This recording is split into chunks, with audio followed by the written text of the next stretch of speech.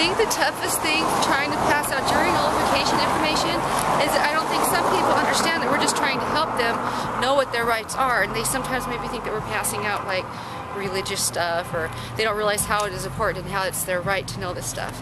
Why don't you go ahead and share with them a little bit about jury notification, if you would, please? Well, jury notification is basically, if you get called to a jury and you think that the law is bad, you can say not guilty regardless of the evidence that's put in front of them. So like, let's say you're facing 30 years in prison, like the Bellingham 3, and you believe that nobody should go to jail for a plant because like no victim, no crime is usually, in my opinion, should equal not guilty. So we're just trying to let everybody know their full jury notification rights in Bellingham today. Why don't you talk to us a little bit about the Human Solution, if you would, please? Well, in the Human Solution, I'm a national coordinator for this group. We believe that nobody should go to prison for a plant, especially me. I believe that nobody should die shackled to a bed over a plant, but we also believe in court support and trying to keep people from going to prison. We provide outreach for people who are in prison. We fully support them. A lot of our members are looking at our defendants, or they're actually inmates or families of inmates, or just people who don't believe you should go to prison for a plant. Now, I know this is a hard subject for you because this actually touches you personally. Share with us, if you would please, how you got involved in this and why this is such an important issue for you. I really think the world needs to know.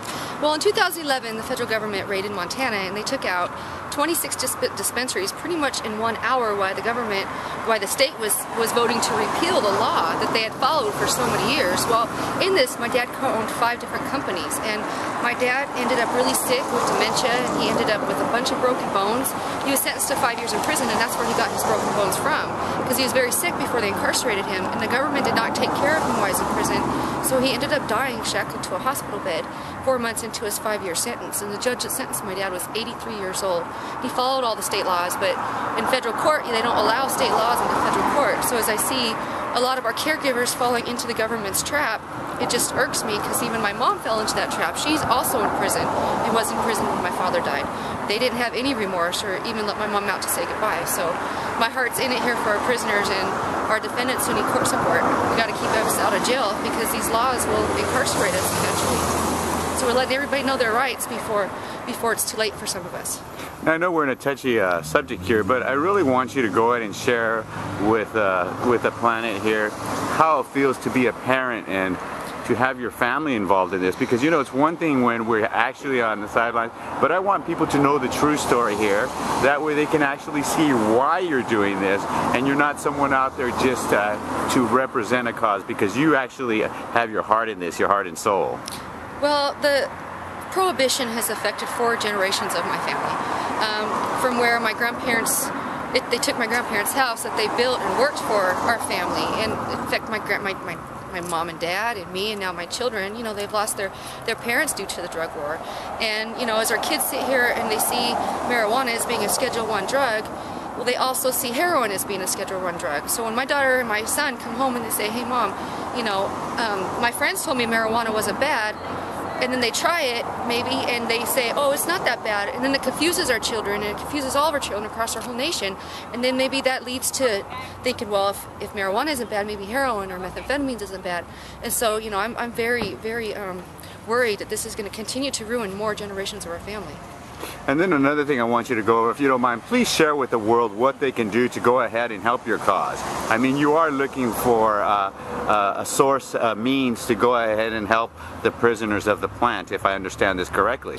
Right. Well, what we're trying to do is just basically provide education out there so people know what's really going on. And to do that, you know, we are trying to start a tour so we can educate. So we want people to get involved and do everything they can, even if it's just to share knowledge to somebody else. We want people to join the Human Solution or join an advocacy group that is active in ending prohibition. One of our things for the Human Solution, the theme, is to end prohibition in 2014. So if anybody, anywhere, you know, you could start a chapter or you can join any other group, but eventually we're all going to join together at the end if we're going to take this movement, if we're going to move this movement to the end. So I just suggest that anybody just get active immediately and start providing knowledge out to the rest of the communities. Yeah, I think you brought up some really important and key points here. And at the end, I do want to throw this out for corporate America because of the fact that now we are in a state that it's legal recreational wise. Now we're seeing the world change in various aspects. We also have known that the prisons of this country were used for profit. So I think it's time that you, as the Human Solution Coordinator, if you don't mind me saying so, it's time for you to cry out for help, where these people have taken enough or have received enough from the community, and it's time for them to give something back.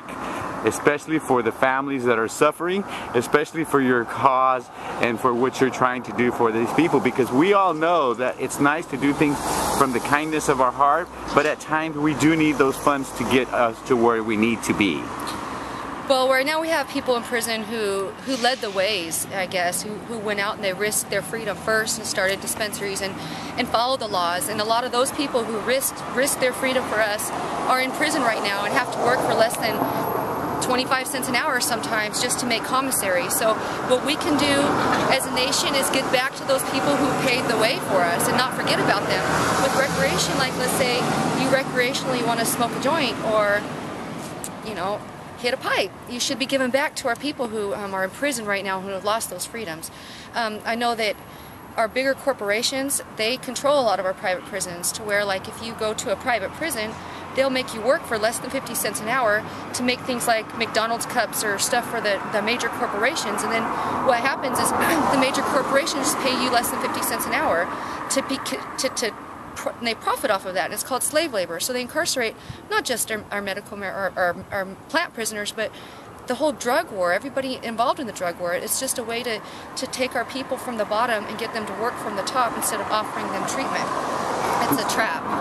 Now we're starting a new program here, and I'm sure that we've discussed this and we're getting ready to give it out to the world. And it has to do with cannabis. We're not going to release the name right now, are we? But this is why I feel that it's important to have a person like you on the panel.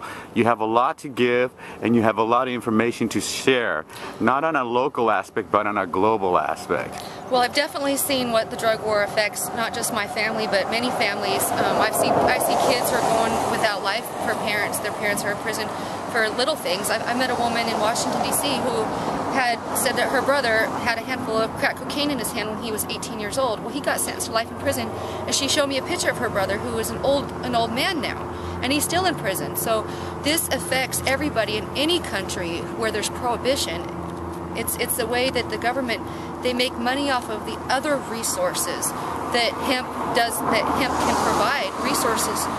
Hemp can provide us with many resources, and the government makes money off of the other resources. So if, you know, if the world would come together and see what our plant can offer it, I think it would end major pain and suffering everywhere.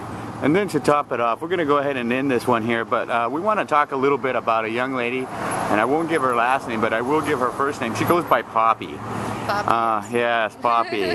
Poppy to me is a true sister to me, and I'm really ashamed of the country we live in to have her in a situation like this, trying to help patients. Share with me how you feel about that, if you would, please. Well, Poppy's just a girl with a kind heart. She's a volunteer who's given everything from her heart to her community that she volunteers in.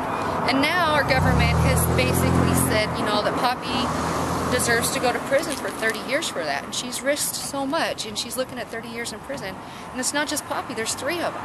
And does anybody deserve to go to jail for a plant? No. So, like, when I have to say things about Poppy, especially Poppy doesn't deserve to go to jail for a plant, but she's just an example of many, many people, and she's here with a really kind heart, trying to keep herself out of prison, actually, and it's very admirable. And I'm really, she's like a superhero to me. Again, she's a superhero to everybody, especially those who are incarcerated right now. Okay, so let me go ahead and finish this up. Okay, well, this is Senor Fumo. I'm here with Kristin, and that was just a little bit of information for you guys all, that what we're doing here on this planet. Take care and peace out to you, and we'll get Poppy